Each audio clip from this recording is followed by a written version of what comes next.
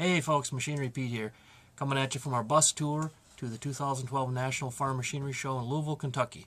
Had a great time here with about 50 folks from Minnesota, Iowa, South Dakota on our trip down to Louisville, and we're just making our way back now. And I've been doing a lot of writing and blogging recently here about how it really pays to take great care of your farm equipment. And one of our folks on our tour here from Montrose, Minnesota, Gene Janicula, I've been visiting with, and actually met Gene at a meeting this winter.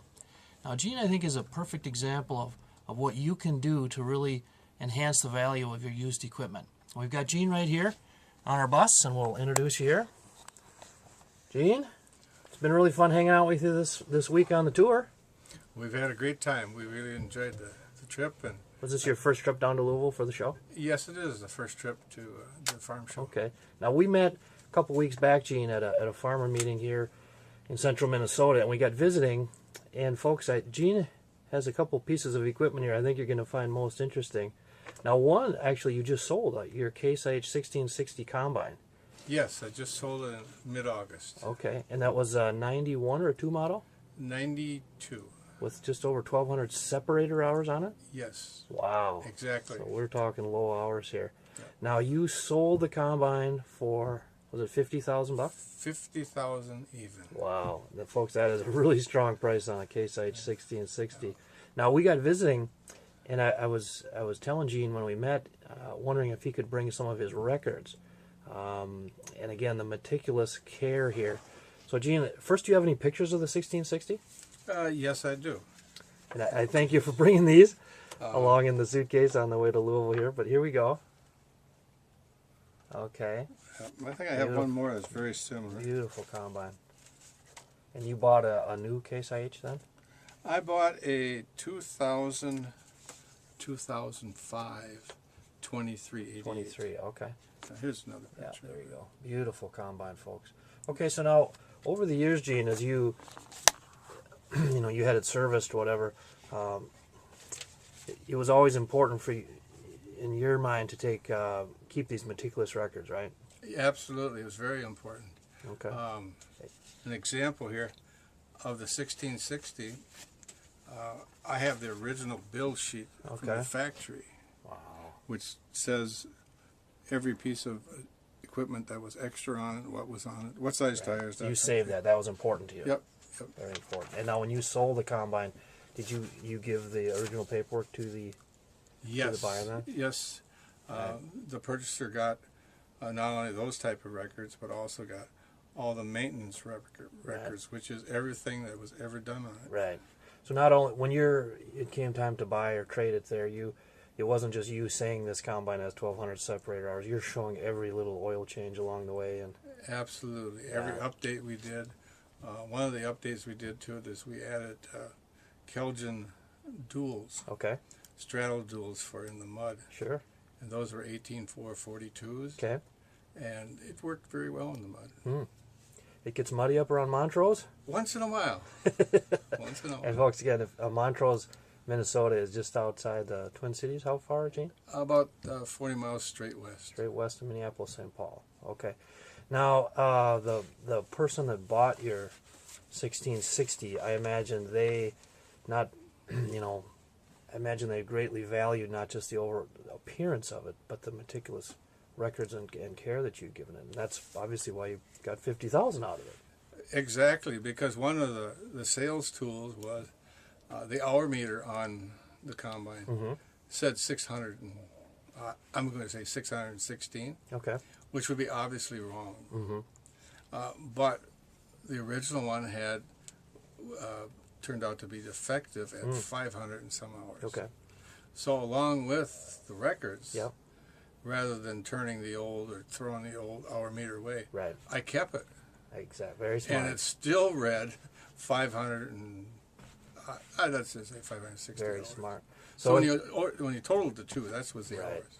So when that happened, it would have been real easy just to chuck that aside and keep on trucking and not think about it. But you were thinking about for down the road here. Absolutely. Yeah. I think the core value on it, they would have gave me $35 for the old one. Okay. And I thought it was more valuable to have it on my wall. Absolutely, no question. Very smart, Gene. Now, you were also telling me about a particular tractor that you have also, a 1983 Case 2090. Now, folks, this is an unusual tractor. Why don't you tell us a story here, Gene? Yes, this is a very unusual tractor. I was looking back in the mid-'80s for a 2290 or a 2090 for my planting tractor. And I found one in Glendive, Montana, through ad and Ag Week. Shouldn't say Ag Week, I guess. No, that's good. Ag Week's a great paper up in North Dakota. And Glendive, Montana, is that in eastern Montana? It is in eastern Montana. Okay. And it was advertised with 197 hours on it. Wow. And it's 5 years old. And this was back again, 88? 1988. Okay. 5 years old with 197 hours on it? Yes. Wow. And when I got to talking to the gentleman that had it for sale, he had a unique story. 5 years earlier, his oil wells had come in, and he needed a tax deduction. Okay. So he bought 5 2090s, Right. 5 2290s, and 5 2390s. Yep. And he put them in the shed for 5 years. Okay. Did not sell any of them until 5 years was up. Just didn't use them. Oh, they just sat there. They were an investment Okay. for the future. Interesting. And I got together and I seen the tractor. And, the only thing he'd done to the tractor is he had added a loader because that particular one, the 197 hours got because he used it for clearing snow Okay. in his yard.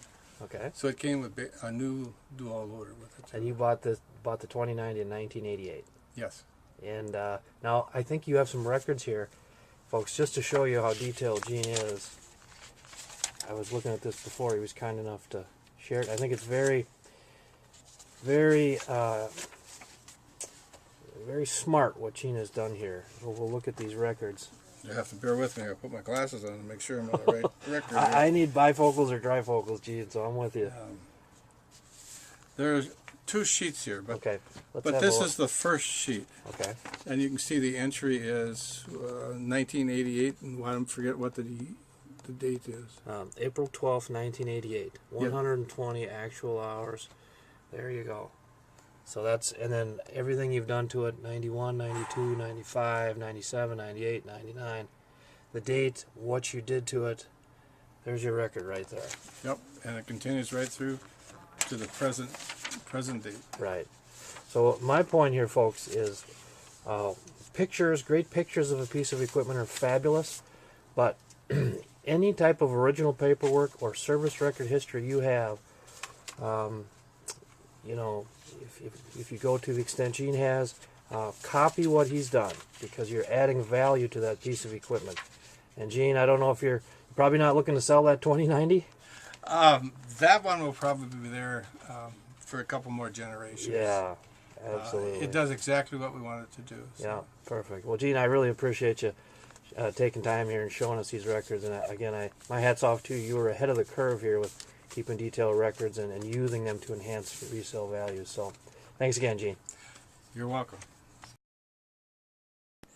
Well, I sure had a fun time last week on our bus tour to Louisville.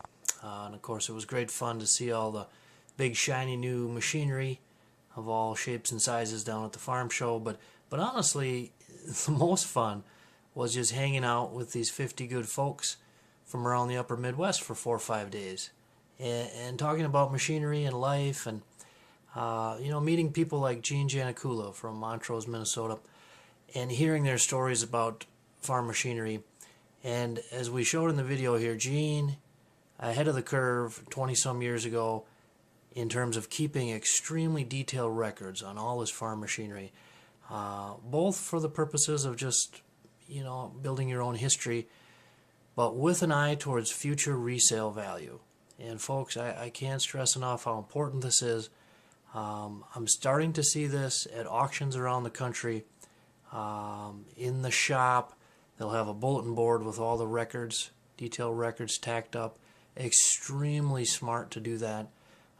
If you are going to be selling any equipment privately in any classified advertising you do, I would mention that if you have these type of records like Gene has, mention that the first thing in your ad. invite people to look at these things. The next step I think we're going to see, beyond keeping the pencil to paper records, is going to be video records. So as you care for your equipment over the years, shoot a little video when you take your tractor in to be serviced, or showing your combine out in the field. And we'll talk more about that in the months to come, weeks and months to come here. But again, keep good records, and it will enhance the value of your used equipment.